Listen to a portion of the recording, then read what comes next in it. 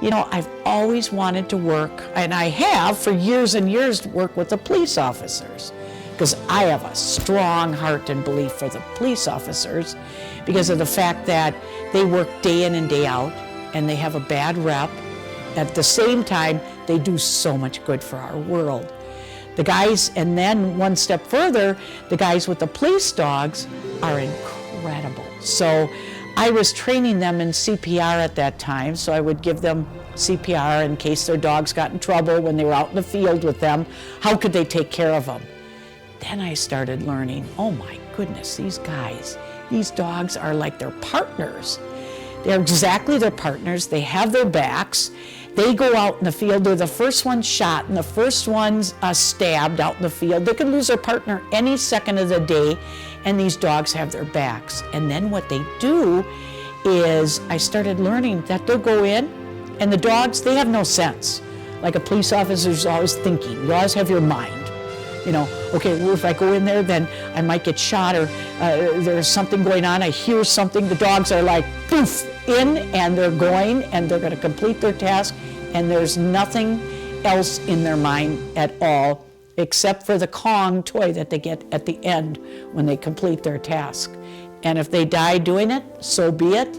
That's not in their mind at all. And I realized that, you know, when we have that salon that where that person got murdered, or that Sikh temple that was busted into, the dogs were right there at both of those instances. And all over the world, dogs are being used, service dogs are being used, and I realized how important these dogs are to us.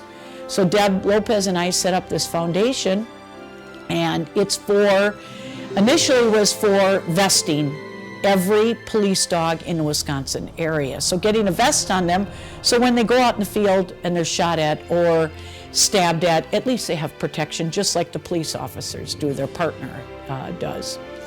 And then we realized, oh my goodness, these police dogs are even more important because they come into our country.